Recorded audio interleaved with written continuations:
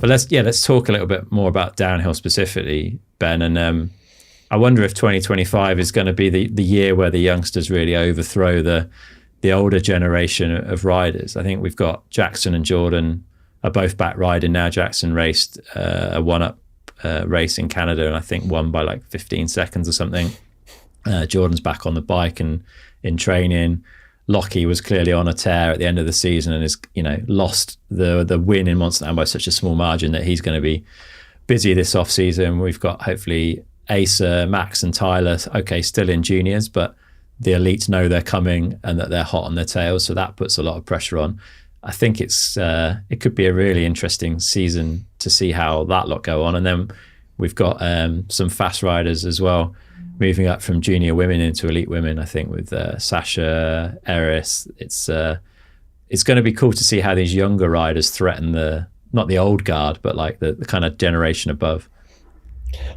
Yeah, I mean, I was just about to ask which generation's riders from, really, because it's it's blurred, right? It's very blurred. Like, I mean, like Bruni is he arguably the established, maybe not the old guard, and he's not going to be wanting to give up his top spot very easily. But there's Amory, I guess. I'm not sure where he fits into the he's medium guard.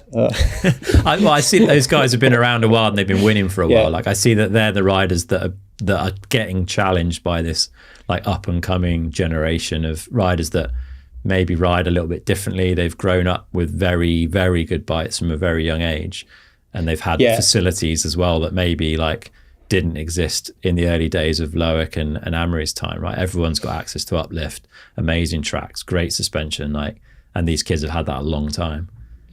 Yeah, totally. And I think how I'm talking about Amory is that he's kind of been, he was up and he came up and sort of dethroned Loic a little bit, and he was really battling with it. And he's sort of he's been injured for the last couple of years with on and off things, and been off for a whole season with his broken neck, where he hasn't really been fighting with the new guard of Jackson. So he's going to be that's going to be a super interesting battle, because he's wanting to reclaim his spot.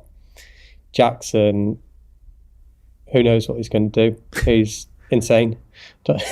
And then there's the newer guard of Asa and the Allrun brothers, who they've come out I mean, Asa's been on people's radar for quite a while, but the Allruns have sort of burst on the scene, or at least into my world this season, and been challenging top times in the elites as well. So there's like this massive meld of talent, and I think it's going to be pretty interesting in the elite men, elite women, women's racing in general. It's been loads of different winners again this year. With I think we've had 4 different winners counted up earlier. So there's no domination like we have seen in the past. And like you said, the Eris, the Sasha Ernest, loads of really good talent coming from New Zealand. Be good to see. I think there's Ellis Vegby in the junior women. She didn't race that many, but was still sitting in the top 5 in the overall. I think there's a lot of untapped talent in that, and perhaps the new team structures of next year will be able to foster a lot of that talent, because there's fewer teams, and teams are going to have multiple riders just in case things like Jackson's injury happens. Suddenly the syndicate's points were not as they'd expected. Yeah, So I guess it's there will be. it's worth pointing out there is an incentive to teams not only to have points at the start of this year to get that UCI World Series status and get into the guaranteed 15. There's also an incentive for them to make sure they've got good points in October 2025 when they start to get tied in for multiple year deals in the way the sport rules are progressing. So yeah, having a big enough team that if you lose one or two riders, which let's face it, a few teams have done through injury or illness, you could easily you'd be there for 2025 and then lose the opportunity to be there for 26 onwards, and it's going to make that hard. So there is an incentive, which I think is cool for riders to bring in, for teams to bring in more riders, which hopefully means we'll see more of this young talent on the big teams. So that's going to be really interesting to see how that pans out for sure. James, we're going to say goodbye to 5 rider podiums. I'm interested to hear your thoughts on that. Like, I don't think I care, and that sounds pretty harsh, but I'm there for the racing, not for the podium. So that part of it was irrelevant to me in a way. I think for brands and riders, it's a shame not to have that 4th and 5th step exposure. I saw Loic yesterday talking about this and mentioned his win bonuses now only go down to 3rd, which he's obviously disappointed about. But like, I genuinely, I think the reasoning behind it that we've been told is that other sports have a 3-person podium and it's confusing. I don't think it's confusing. I don't really understand. I think it could be 5 or 3 and doesn't make any difference. Yeah, so stuff changes, doesn't it? And you kind of get used to it. Like you said, well, we aren't on podium bonuses, so it doesn't affect us as much. And yeah, it would change people. If you obviously look back historically at how many podiums Greg Minnaar's got, for example, it would change his stats quite dramatically if you said it's only top 3, for example. Yeah, it's a funny one. Change is always... It's always a funny one, isn't it? Likewise, I like the 5-person podium. I think it's part of the identity of the sport and why you get rid of it. It hasn't always been like that. We've referenced this a few times on newsletters and stuff. Like Martin Whiteley wrote an article for us in 2016 or 17, I can't remember, about the start of the 5-person podium sometime in the 90s where there's a race and there was a local rider in the top 5. And they actually asked for a special change the rules so that 5 people could go up on the podium because it's such a big deal for that local community hosting the race.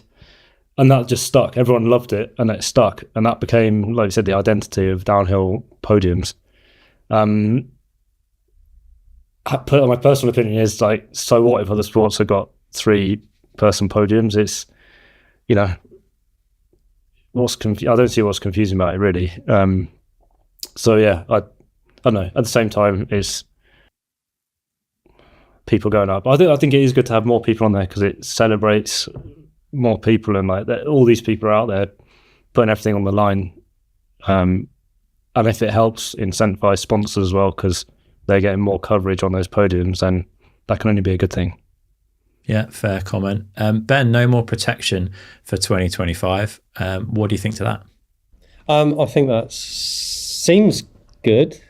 From everything I've heard from racers, everyone seems quite excited about that. Even racers that would be benefiting from that. Like Bruno's video that he put out a few days ago, or whenever this goes out, a few days ago. That was like he sounded very positive about removing protection. It should make things more exciting. And with the new last chance qualifier, there is a level of protection for those top racers that, yeah, there's a second chance. Yeah, no, I think that makes total sense.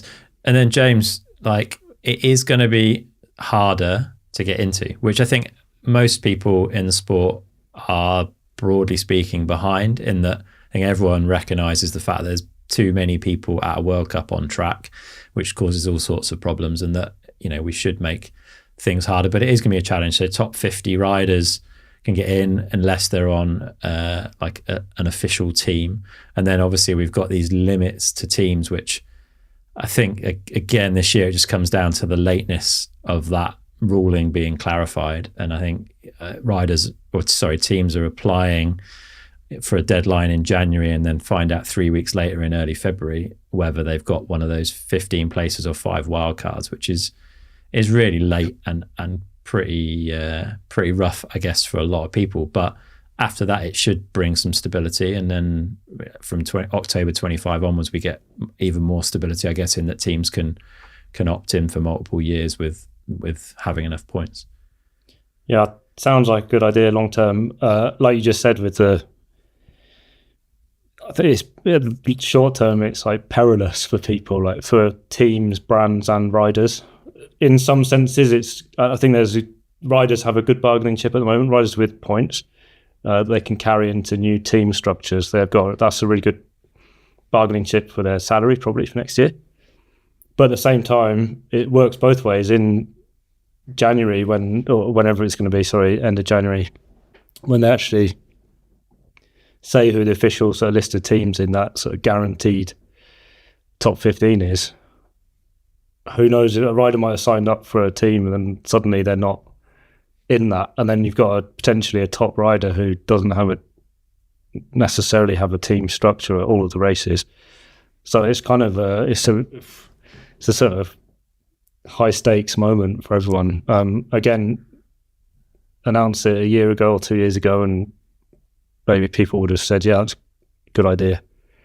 Yeah, it's a challenging one for sure. But I guess we can speculate as much as we like. And I think every team has got their own spreadsheet and trying to work out where they sit based on who they signed and who they think everyone else has signed. So you can get to some extent, if you're if you're clearly in the top 10, you're probably pretty confident. If you're clearly below 20, you probably know that it's not a goer. But for everyone that sits in that sort of 10 to 20 space, it's going to be hard to know. And then you've got this, like the wild card thing adds a little bit more opaqueness to that whole thing as well, because it's not going to be, you might be 16th to 20th, but you still aren't guaranteed to be in a 5 wildcard slot. And actually, just going back, I didn't really answer the bit about sort of cutting down the numbers a little bit. It's funny, Ben mentioned a video that Lo Bruni put out about, so I was trying to explain stuff for next year, which is obviously he's super informed and has much more authority than any of us do. But even he starts explaining the changes, and then he goes into a little bit more of speculation because he doesn't really know. But he says about the top 50 thing. So in the men's, there's 50 spaces or whatever, and if you're in the top 50 UCI rankings, then you can race these races. But he says, and this is Loic Bruni speaking, he's saying that that's really hard to be in the top 50. That's like a really high bar to set, and that it can constantly change as well, like that sort of ranking. So yeah, it's narrowing down the number of riders, and like that might make organisation a bit slicker and stuff. Like people always reference to chairlift in Leger, that you get these enormous queues. It's crazy because there's so many people and it's a slow chairlift. That maybe it might help stuff like that as well. But yeah, it's a confusing time. I'm not a mathematical person, and I'm glad I'm not a team manager or a rider at the moment, trying to figure out like what might be happening next year for them. I'm a mathematical person, mate, and I have still got no idea what's going to happen. So I think I've given up trying to read the rule book now. I'm going to step away and I'm going to just wait and see what happens on once racing kind of starts next year.